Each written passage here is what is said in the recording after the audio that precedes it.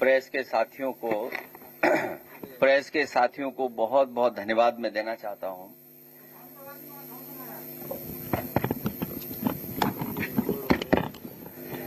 Press के साथियों का मैं बहुत बहुत धन्यवाद देना चाहता हूं।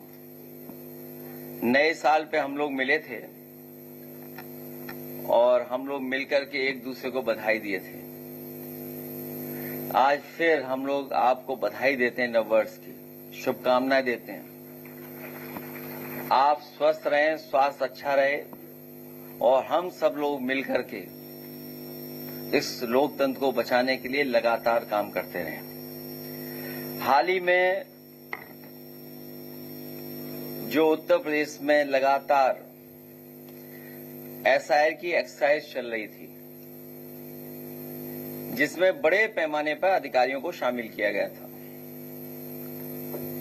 कई विभागों के अधिकारी इस काम में शामिल किए गए थे और उसके माध्यम से उत्तर प्रदेश जो सबसे बड़ा स्टेट है देश का, एसआईआर का काम चल रहा था। स्पेशल रिवीजन जो हो रहा है वोटर लिस्ट का, किसी भी पॉलिटिकल पार्टी ने विरोध नहीं किया और सभी पॉलिटिकल पार्टी के बीएलए जो जितने जहां बना सकता था उसने बनाया और ये पूरे उत्तर प्रदेश में एक्सरसाइज हुई। अब जब ड्राफ्ट मतदाता सूची आ गई है तो जैसी आशंका थी कि लगभग 3 करोड़ वोट उसमें काट दिए जाएंगे। हम लोग आशंका केवल 3 करोड़ वोट की कर रहे थे, लेकिन उसी दौरान जब ड्राफ्ट वोटर लिस्ट नहीं आई थी, उस समय देश के इकलौते सबसे बड़े उत्तर प्रदेश के मुख्यमंत्री जी उन्होंने कहा कि लगभग 4 करोड़ वोट उनके कटने जा रहे हैं। जिस समय किसी को जानकारी नहीं थी कि कितने वोट काटे जाएंगे, कितने वोट कटेंगे, उस समय उत्तर प्रदेश के मुख्यमंत्री जी ने अपने नेताओं के, अपने कार्यकर्ताओं और अधिकारियों के बीच में ये कहा कि 4 करोड़ वोट कटने जा रहे हैं, वो भारतीय जनता पार्टी के हैं। उनकी स्पीच आर्काइव में है, सबके पास है, सबने सुनी है।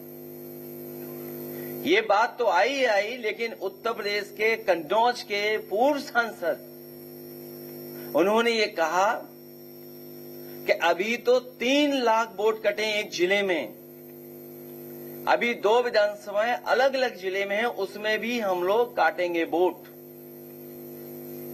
अगर बीजेपी के नेता, बीजेपी के पूर्व सांसद, बीजेपी के मुख्यमंत्री ये बात कहें तो ये सवाल उठता है कि इलेक्शन कमीशन, उसकी क्रेडिबिलिटी क्या है? हम लोग किससे माने कि किसका ड्राफ्ट लिस्ट, कौन वोटर लिस्ट ठीक करेगा? और जब इतनी बड़ी एक्सरसाइज हुई हो तो हम उम्मीद करते हैं उत्तर प्रदेश के लोग कि वोटर लिस्ट ठीक होगी। लेकिन इधर जो डिफरेंस नजर आ रहा है राज्य चुनाव आयोग के माध्यम से और भारत सरकार की एक्सरसाइज के बाद जो डिफरेंस नजर आ रहा है, वो डिफरेंस इतना नजर आ रहा है कि लग रहा है कि कोई न कोई साजिश षड्यंत्र चल रहा है। वोट पीडीएस समाज का काटने का और अपना वोट बढ़ाने का। जब एक प्रतिष्ठित अखबार में ये बात आई कि सरकार ने ये निर्देश दिए हैं कि हर बूथ पर 200 वोट बढ़ाए जाएं, तो शक और गहरा हो जाता है। क्या कोई कल्पना कर सकता है कि एक दल ये कहे कि वोट बढ़ाया जाएगा 200, और सुनने में आ रहा है अलग अलग जिले में अधिकारी भेजे जा रहे हैं। अगर अधिकारी भेजे जा रहे हैं तो उसकी सूची कहां है? जो अधिकारी भेजे जा रहे हैं इस एक्सरसाइज को और आगे बढ़ाने के लिए, मेरठ बड़ा जिला है, बड़े पैमाने पर वोट कटे हैं। राजधानी लखनऊ में वोट बड़े पैमाने पर कटे हैं। वो गिनती में क्या दोबारा दोहराऊं कि जो गिनती हमने आपने सोचा भी नहीं था कि लाखों लाख वोट एक एक विधानसभा से साफ हो गए।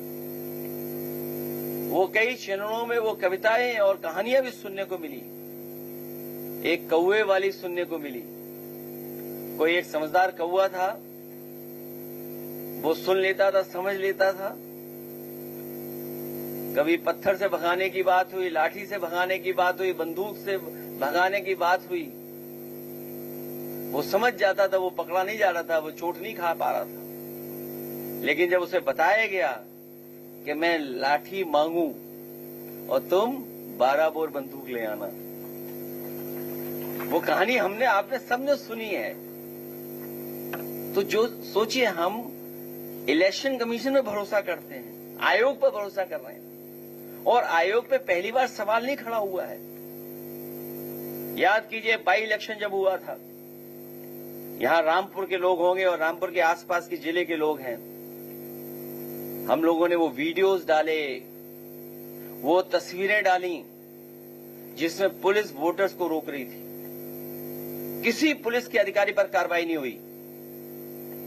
उसके बाद जो बाई इलेक्शन में हुआ है, शायद दुनिया ने देखा होगा, और मैंने आपके माध्यम से ये अपील की थी कि दुनिया के जितने भी हमारे लोग हैं जो ये समझते हैं कि लोकतंत्र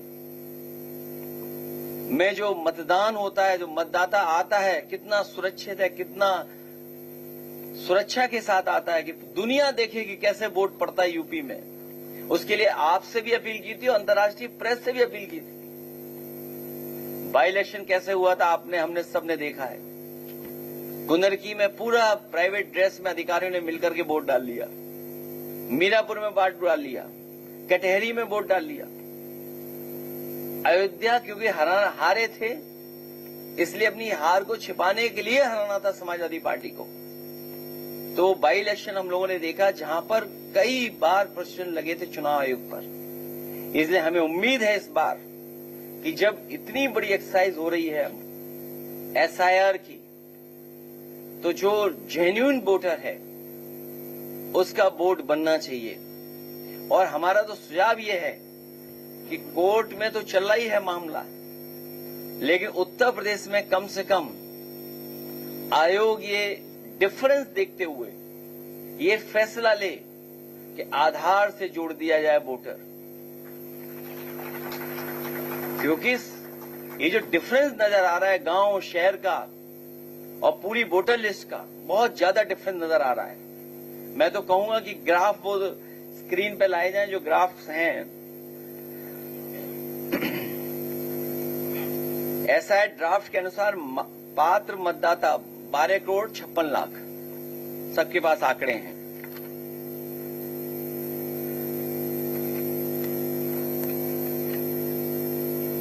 ग्राफ सेकंड कॉपी, सेकंड दिखा दो।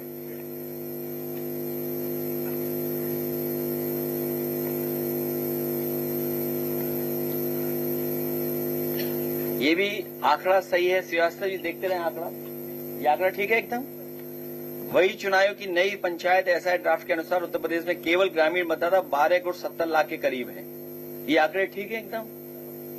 चुनाव आयोग ने बताया कि एसआईआर में करीब 40 लाख लोगों के नाम जोड़े गए हैं। ठीक है, नेक्स्ट।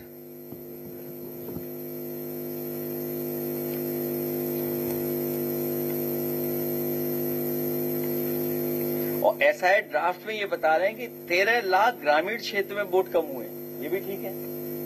जो एसआई ड्राफ्ट वोटर लिस्ट बनी है उसमें ये बताया जा रहा है कि इतने कम हो रहे हैं वोट।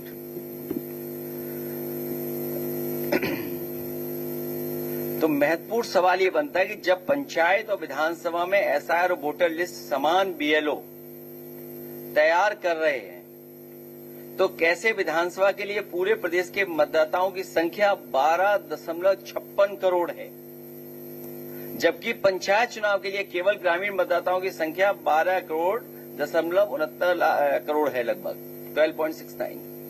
तो डिफरेंस कैसे नजर आ रहा है जब एक ही बीएलओ दोनों काम कर रहा है?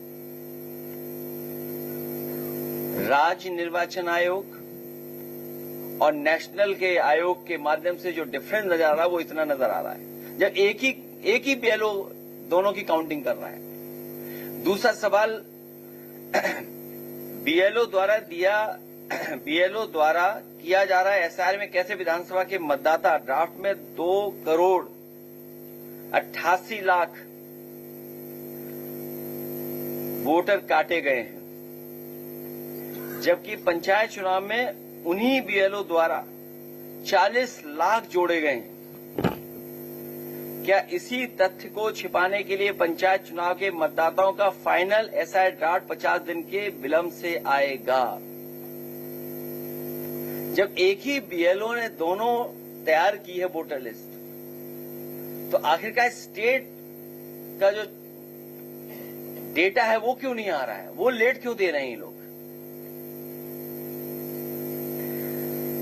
अब क्योंकि हम किससे मांग कर सकते हैं? चुनाव आयोग से ही मांग कर सकते हैं ये, क्योंकि सरकार में बैठे हुए लोगों ने तो पहले ही निर्देश दे दिया है कि 200 वोट बढ़ाने हैं आपको। इसलिए हम लोगों ने तैयारी कर ली है, एक प्रारूप भी तैयार कर लिया एफआईआर का। अपने कार्यकर्ताओं को हम लोग प्रारूप दे देंगे, कहीं उन्हें फर्जी वोट बनता हुआ नजर आए या जानकारी मिले, बस उन्हें नाम डालना है, बाकी प्रारूप पूरा बना है उनके लिए। उन्हें ज्यादा मेहनत नहीं करनी पड़ेगी, केवल नाम डालना पड़ेगा, उन्हें डिटेल देने पड़ेंगे। इसलिए प्रारूप तैयार कर करके एफआईआर का कैसा होगा वो हम लोग तैयार कर करके दे देंगे उन्हें। चुनाव आयोग बताएगी दोनों में कौन सा एसआईआर सही है, क्योंकि दोनों आंकड़े एक साथ सही नहीं हो सकते हैं। इसलिए वो दिखाइए नेक्स्ट ग्राफ, नेक्स्ट लास्ट वाला ग्राफ, इससे हाँ ये ठीक है। इसके बाद वाला भी ग्राफ दिखा दीजिए। अब बताइए 17 करोड़ हो गया। ये भी सही है आंकड़ा, गलत आंकड़ा तो नहीं है? हाँ हाँ, ये आपके पास भी होगा आंकड़ा, प्रेस के पास भी होगा। हमें उम्मीद है प्रेस के लोग जरूर सवाल करेंगे ये सरकार से कि आखिरकार ये वोट इतना कैसे बढ़ गया। हमें उम्मीद है कि चुनाव आयोग इन सभी सवालों का जवाब देगा।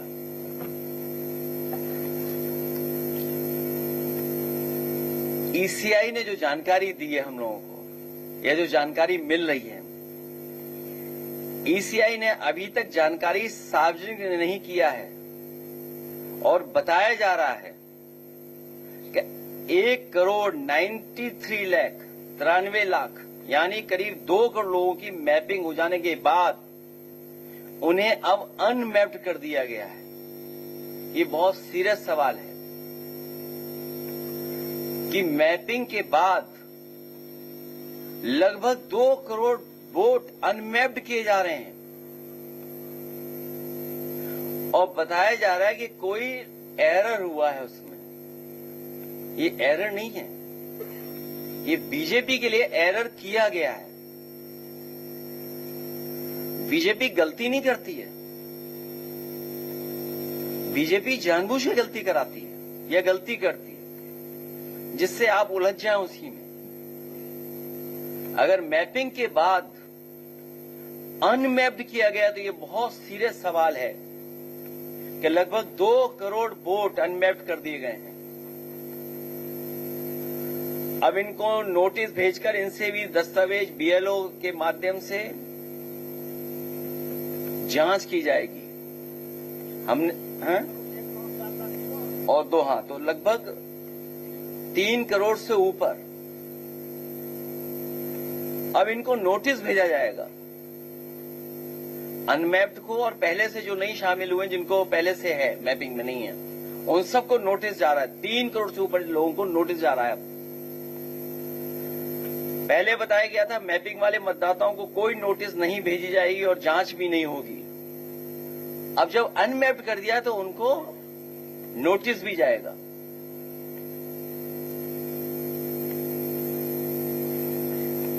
ये ऐप किसका है आखिरकार? फिर सवाल वही आ गया घूम फिर कर। आखिरकार चुनाव आयोग ये बताए कि ऐप किसका बना हुआ है, ऐप किसने बनाया है, टेक्नोलॉजी कौन सपोर्ट कर रहा है आयोग को। कम से कम पॉलिटिकल पार्टी तो ये जाने। अगर इन हाउस कोई ऐप बनाए तो कोई बात नहीं, लेकिन अगर कोई ऐसी कंपनी है जिसने कभी इलेक्ट्रल बॉन्ड दिया हो, चंदा दिया हो बीजेपी को, तो ये सीधा सीधा बड़ा सीरियस सवाल खड़ा होता है कि अगर किसी मैपिंग ऐप कंपनी ने इलेक्ट्रल बॉन्ड के माध्यम से चंदा दिया हो बीजेपी को और वही मैपिंग कर रही हो, वही डेटा का मैनेजमेंट कर रहे हो। सुनने में यहां तक आ रहा है कि इलेक्शन कमीशन ने डिस्ट्रिक्ट लेवल पर जो अपने हैंडल्स बनाए हैं वो भी आउटसोर्स किए हुए हैं, वो भी किसी को आउटसोर्स किए गए हैं।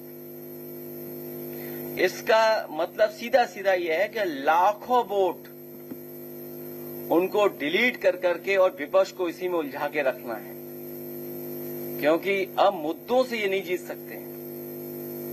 तो ये वोटर लिस्ट से हेराफेरी कर करके और प्रशासन के माध्यम से अभी से तैयारी हो रही है उत्तर प्रदेश की कि उत्तर प्रदेश के चुनाव को प्रभावित किया जाए। और सुनने में आ रहा है कि जो बीजेपी की आइडियोलॉजी से मैप करते हैं अपने आप को, जिनकी मैपिंग की गई है, कुछ अधिकारियों की मैपिंग की है कि अगर आइडियोलॉजिकली उनके साथ मैपिंग है तो उन्हीं को हियरिंग के ड्यूटी पर लगाया गया जो डिस्ट्रिक्टों में भेजे जा रहे हैं। इसलिए जो पहले मांग की हम लोगों ने कि वो अधिकारी जो हियरिंग करने जा रहे हैं, जिनकी बीजेपी ने बीजेपी ऐप से मैपिंग की है, आइडियोलॉजिकल मैपिंग की है, आखिरकार वो अधिकारी कौन है। और हमने देखा है समय समय पर कि जब चुनाव होता है तो किन की पोस्टिंग की जाती है, किन को हटाया जाता है, जाति के आधार पर, धर्म के आधार पर भारतीय जनता पार्टी फैसला लेती है। इसलिए बीजेपी के ऐप से मैपिंग करके आइडियोलॉजिकली उनसे मैप कर रहा है जो अधिकारी, उसको निरीक्षण के लिए भेजा रहा है। और फिर दबाव में हम न केवल हमारे वोट डिलीट किए जाएंगे, बल्कि बीजेपी के लोगों की तैयारी है कि पहले जो उन्होंने डबल ट्रिपल वोट बना रखे थे वो वोट दोबारा जोड़े जाएं, ऐसे अधिकारियों को भेजा जा रहा है।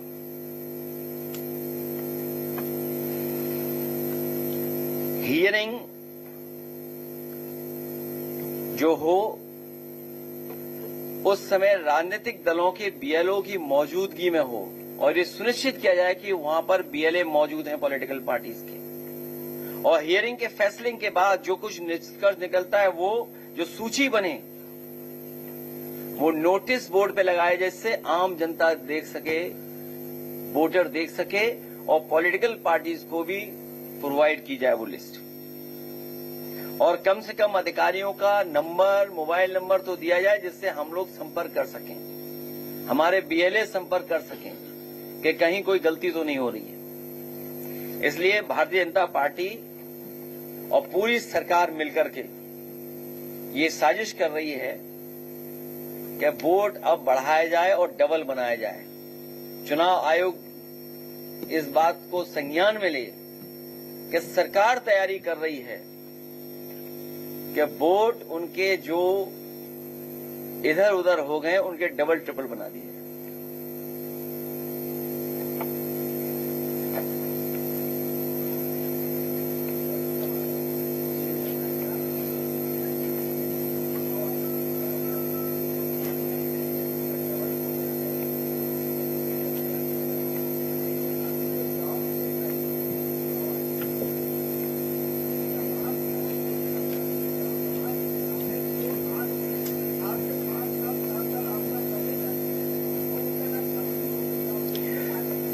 बहुत सारी कमियां बहुत सारी जगह पर अखबारों के माध्यम से और हमारे कार्यकर्ता बता रहे हैं कि अभी भी वोटर लिस्ट में गलतियां हो रही हैं। इसीलिए हमारी मांग है कि वोटर लिस्ट को अगर आधार से जोड़ी जाए, क्योंकि आधार में सब आंकड़े हैं। आपकी रेटिना का इमेज है, बायोमेट्रिक है, शायद ये दो चीजें कोई डबल नहीं बना सकता है। इसलिए आपके माध्यम से हमारी अपील है, फिर मैं वही बात कहता हूं कि आधार ऐसा बनाया जाए जो दोबारा कोई न बना ले। सुनने में आया कि भारतीय जनता पार्टी के पास बूथ स्तर पे वो मशीनें हैं जिससे वो आधार नकली बना लेते हैं। समाजवादी तमाम निष्ठावान कार्यकर्ताओं ने ये जानकारी दी है कि जब भी चुनाव होता है भारतीय जनता पार्टी ऐसी मशीनें लाती है जिससे आधार बना लेते हैं, आधार कार्ड बनता है।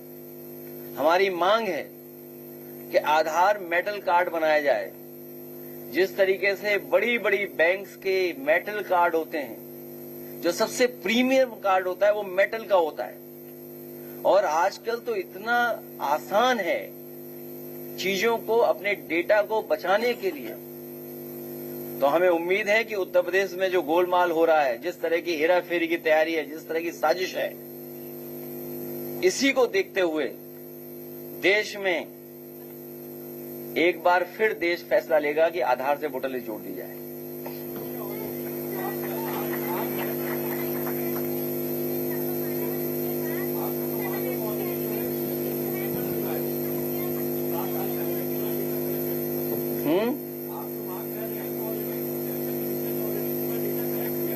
ये जो डेटा का नया दौर है, ये नया समय है जहां डेटा बहुत इंपॉर्टेंट हो गया है। और बीजेपी ने जो काम किया, ईडी, सीबीआई, इनकम टैक्स, कोई नया काम नहीं है। ईडी, सीबीआई के माध्यम से हम लोग देखते आए, पूरा महाराष्ट्र के लीडर्स, महाराष्ट्र में सबसे ज्यादा ईडी, सीबीआई, इनकम टैक्स हुआ। अगर आप बीजेपी के हैं तो कोई ईडी, सीबीआई, इनकम टैक्स आपको नहीं पकड़ेगा। अभी सुनने में आ रहा है कि 800 करोड़ से ज्यादा का कोडिन भाई लोगों ने कुछ बनाया है। कोडिन भाइयों के पीछे कोई ईडी, सीबीआई, इनकम टैक्स नहीं है। और फिर 800 करोड़ से न जाने कितना और 800 करोड़ बनाया होगा। पूरा ट्रेल तो पता लगे आखिरकार कितना पैसा बनाया गया है। जहां इलेक्शन है वहां क्यों एक्टिव है ईडी, सीबीआई, इनकम टैक्स? जहां खुलेआम कोडिन भाई घूम रहे हैं उनके खिलाफ क्यों नहीं हो रहा? केवल सरकार अभी तक तो वोट चोरी में लगी हुई थी, या वोट डकैती में लगी हुई थी, अब डेटा की डकैती भी करना चाहती थी। क्योंकि वहां पर भारतीय जनता पार्टी को पता है कि वो जीतने वाले नहीं हैं। वहां पर पुनः वहां की जनता, वहां की मुख्यमंत्री आदरणीय ममता बनर्जी के साथ जनता पूरा समर्थन दे रही है, समर्थन कर रही है।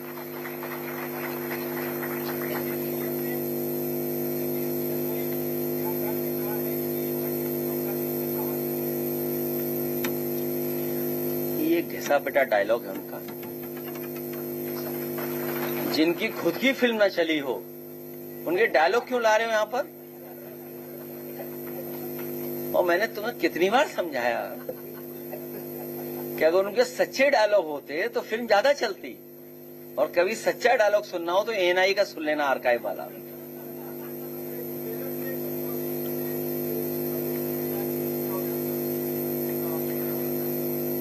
बहुत दुखद है क्योंकि उसमें भारतीय जनता पार्टी के लोग ही शामिल हैं, इसीलिए कार्रवाई नहीं हो रही। बहुत दुखद है कि एक बेटी के साथ ऐसी घटना हुई हो।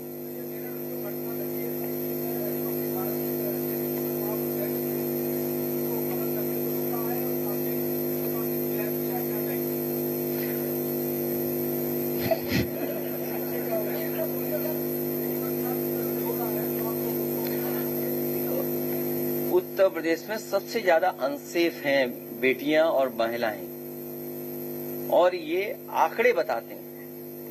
हम कैसे साबित करते हैं कि हमारा लॉ एंड ऑर्डर बेहतर है? टीवी चैनल से थोड़ी करते हैं हम लोग।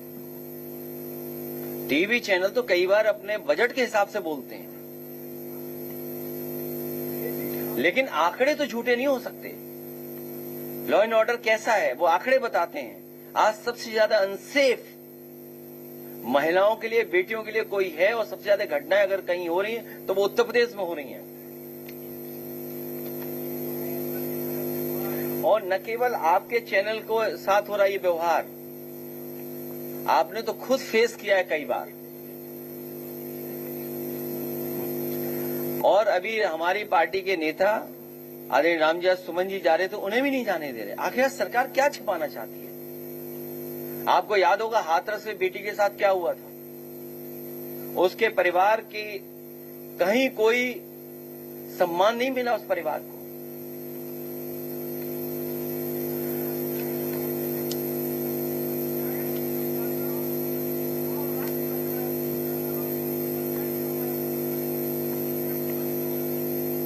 वही तो हम जानना चाहते हैं कि डिफर क्यों है।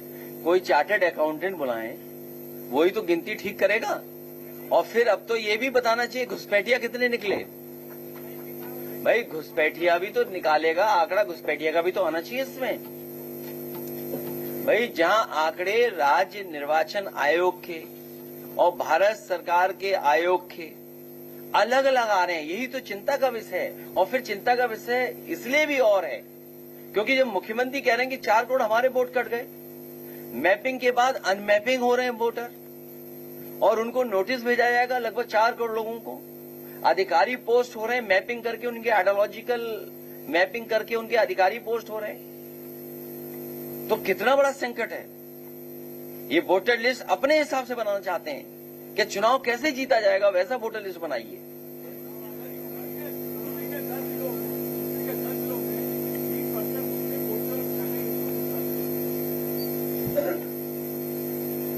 हमारी पार्टी लगातार प्रयास कर रही है किसी का वोट ना कटे,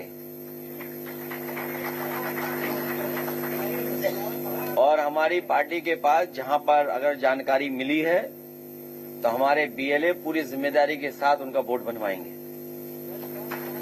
और नोबेल प्राइज विनर जिनको नोबेल का सम्मान मिला, बताओ उनकी नागरिकता पूछी जा रही है।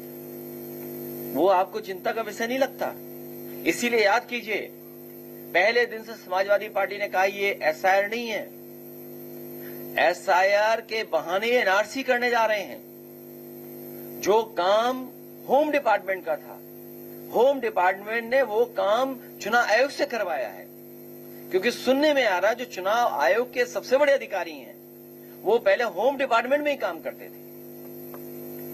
तो सोचिए आप, जो काम होम डिपार्टमेंट को करना था वही काम भारतीय जनता पार्टी ने चुनाव आयोग से करवाया। ये तो बाद में हम लोग किसी ने जानकारी दी, किसी पत्रकार साथी ने, कि जो सबसे बड़े अधिकारी हैं ये भी होम डिपार्टमेंट में थे।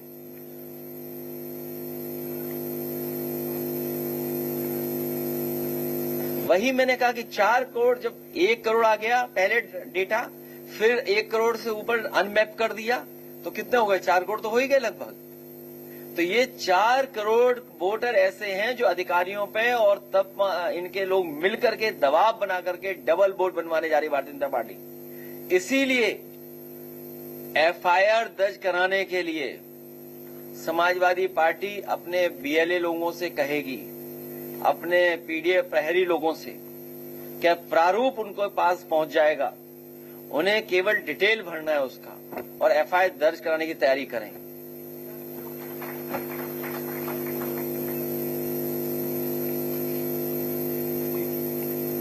किसने बताया आपको?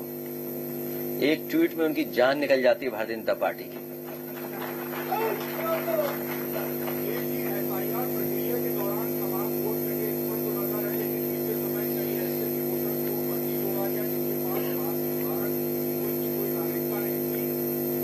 वो सूची कहाँ है? घुसपैठियों की सूची तो दें।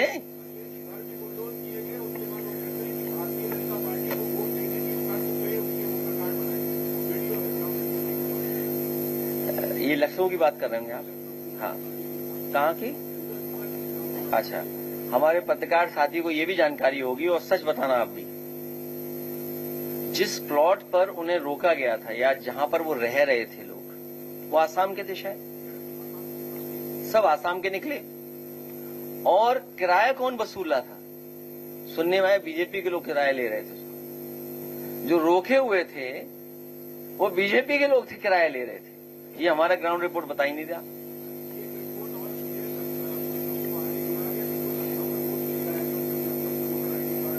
ये भारतीय जनता पार्टी इसी तरह की वोटर लिस्ट में हेराफेरी करने की तैयारी है। इसलिए चुनाव आयोग हम लोगों को मुस्तैदी से जितने आपके माध्यम से जो जानकारी पहुंच रही, प्लस ये जितने भी जिम्मेदार कार्यकर्ता नेता बैठे हमारे आसपास, ये सब जिम्मेदारी निभाएंगे। क्योंकि जितना वोटर लिस्ट हमारी बेहतर हो जाएगी और जितना हम वोट अपना बचा लेंगे और बना लेंगे, उतना ही जल्दी हम लोग भारतीय जनता पार्टी को हरा देंगे।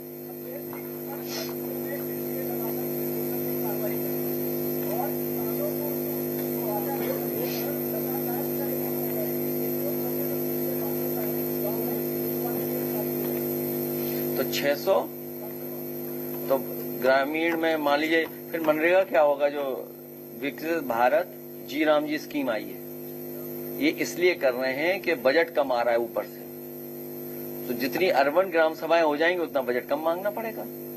और प्लस जानबूझ करके ये कर रहे हैं, दबाव बनाए जो मुआवजा न देना पड़े। समाजवादी सरकार बनेगी तो सर्किल रेट बढ़ा करके ही किसानों को मुआवजा दिया जाएगा। ये हमारी पॉलिसी रही है, उसी पॉलिसी पे हम लोग काम करेंगे। मार्केट वैल्यू जब दी जाती है तो कोई किसान जल्दी आंदोलन नहीं करता है। जब आप मार्केट वैल्यू से नीचे लेना चाहते हैं, जमीन कब्जा करना चाहते हैं और सरकार अपना बुलडोजर लेकर के चलना चाहती है, मैं अपने पत्रकार साथी से कहना चाहता हूं, बीजेपी के ज्यादा हैं इलीगल चीजें। वोटर लिस्ट पे पूछें, इधर उधर मत भागो। नहीं, वोटर लिस्ट पे पूछे तो जवाब देंगे, वरना अपना सवाल अपने पास रख लेना। कई मुद्दे बताए, लेकिन क्या निकालने की कोशिश करेंगे? आप मेरा FIR दर्ज करा दें। क्या कानूनी कोई रास्ता है जिससे कि आपकी आवाज सुन जाए? SIR इसलिए हुआ था कि वोटर लिस्ट ठीक हो जाए। बहुत सिंपल सॉल्यूशन कि वोटर लिस्ट ठीक हो जाए। लेकिन धीरे धीरे जानकारी मिल रही है कि SIR के अंदर जितनी भी इंस्टीट्यूशन शामिल हैं वो सब बीजेपी के लिए काम कर रहे हैं। हमें आपको यही नहीं पता कि मैपिंग ऐप किसका है, कौन टेक्नोलॉजी का सपोर्ट कर रहा है। आखिरकार पॉलिटिकल पार्टी के लोग हैं हम लोग, जानकारी होनी चाहिए हम लोगों को। और जो सवाल आपका है, पूरे देश में भारतीय जनता पार्टी ने SIR के माध्यम से पॉलिटिकल पार्टीज को परेशान किया, लेकिन यूपी आते आते SIR के माध्यम से बीजेपी खुद परेशान हो गई। तो परेशान क्यों है बीजेपी? इसलिए परेशान है क्योंकि हमारे BLA और हमारी पार्टी के बहुत जिम्मेदार लोगों ने बहुत जिम्मेदारी से काम किया है। आगे भी हम लोग जिम्मेदारी से काम करेंगे। इसीलिए प्रारूप पहली प्राथमिकता पे हम लोगों ने ये तैयारी की है कि अगर कहीं डबल बोर्ड बनता है या कोई फर्जी बोर्ड बनाते हैं तो उस पे FIR भी होगी और हम लोग आपके माध्यम से लगातार रहेंगे। और अगर हम लोगों को कोर्ट जाना पड़ेगा, आखिरी जगह पर दरवाजा वहीं पर खटखटाना पड़ेगा, तो वहां पर भी हम लोग जाएंगे।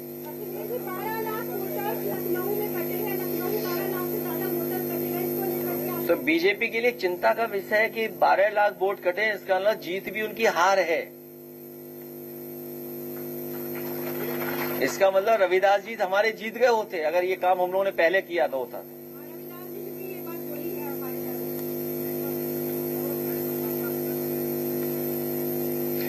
इसकी मांग की है हम लोगों ने कि जो नए मतदाता, क्योंकि हर दिन मतदाता बढ़ेगा, हर दिन कोई न कोई 18 साल का हो रहा है, तो ये तो ऑनगोइंग प्रोसेस है। तो ये सूची मिलेगी, उस पर हम लोग काम करेंगे।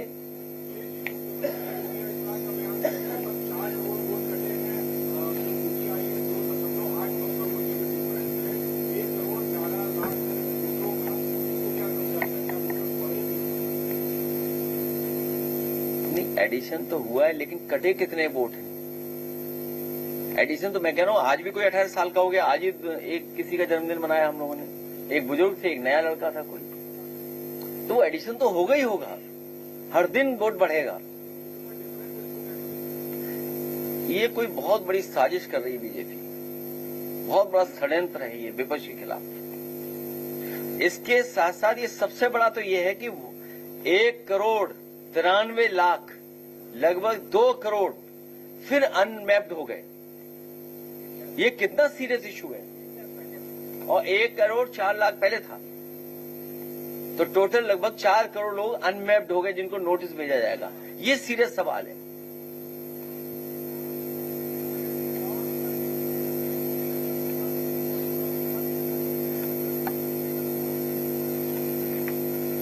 तो नोबेल प्राइज जिनको मिला वो कैसे नागरिकता चेक हो रही उनकी, वो कैसे नागरिकता चेक हो रही? फिर चुनाव की जिम्मेदारी थोड़ी है, नागरिकता चुनाव आयोग नहीं देख सकता, इतना तो आपको भी पता होगा। क्या बनाने के लिए? तो वो सूची तो दें आखिरकार, सूची कितने घुसपैठिया निकले उसमें।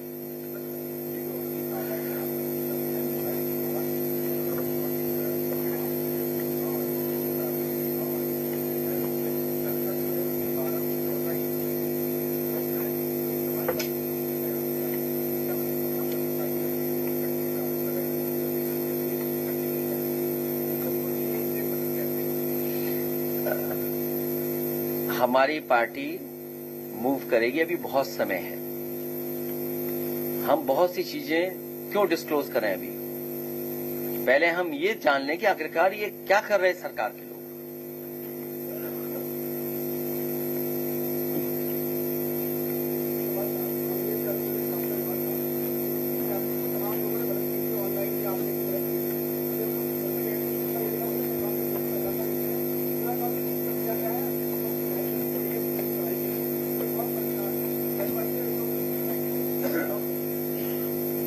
परिवार से दिलवाना, एप्लीकेशन दिलवाना।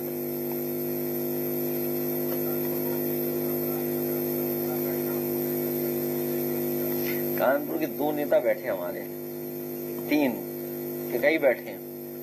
अखिलेश दुबे के बारे में पूछ लो इन लोगों से,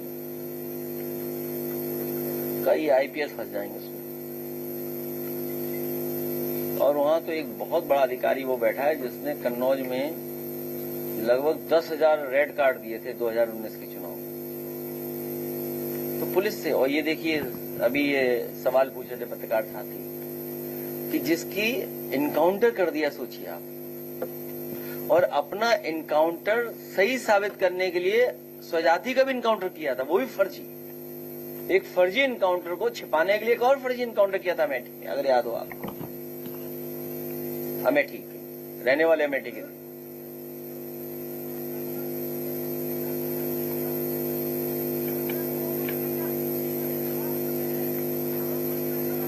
तो इसका मतलब जो लोग धार्मिक रूप वहां लिए बैठे हैं वो क्या माने उनको। अगर भाई ये सवाल आया है तो धर्म के जो एकदम पहनावे में हैं, ये बात तो उन्हें सोचनी चाहिए।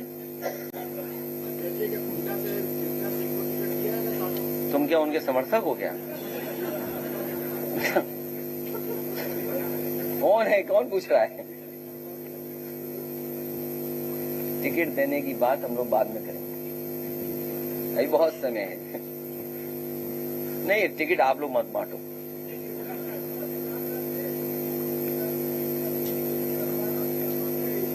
वो इसलिए किया होगा कि मुख्यमंत्री गए होंगे वहां स्नान करने, उनके स्नान में कहीं वो ना आ जाए, कोई डिस्टर्बेंस ना हो।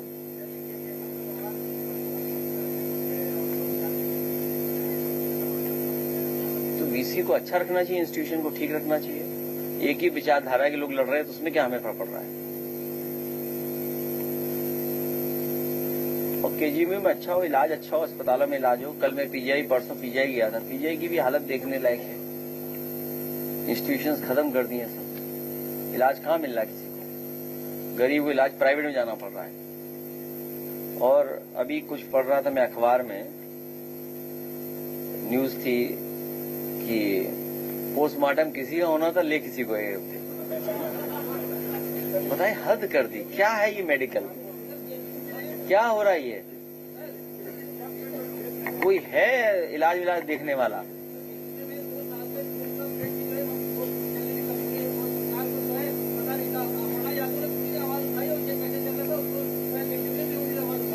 इनके सवाल का जवाब हम नहीं देंगे, किसी के समर्थक दिख रहे हैं मुझे।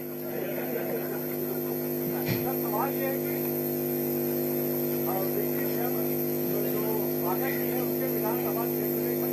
आज ड्रेस अच्छी लग रही है आपकी। कहाँ से बनवाई है ड्रेस? बहुत अच्छी लग रही है। हैं? नहीं, मिलिट्री नहीं लग रहे। विधानसभा क्षेत्र में 50 बैग का हॉस्पिटल है, उसके अंदर एक्शन बची थी। ये सवाल जब प्रिंसिपल साहब से पूछा तो उन्होंने कहा नहीं, वहाँ चलेंगे सीएमओ साहब से आप जाकर दिखाइए। जब हम लोगों ने जाकर पूछकर जवाब नहीं सीएमओ के साथ ऑफिसर पहुंचे, उनसे पूछा कि साहब वहाँ कैसे बची नहीं, तो उन्होंने कहा नहीं साहब वो सच नहीं है, वो 2-4 दिन से आ जाएंगे। और ये बात को जब पूछा हॉस्पिटल में कि साहब वो सीएमओ साहब से कह रहे हैं, उन्होंने कहा खांसी तो नहीं है आपको? बस तब ठीक। बहुत धन्यवाद।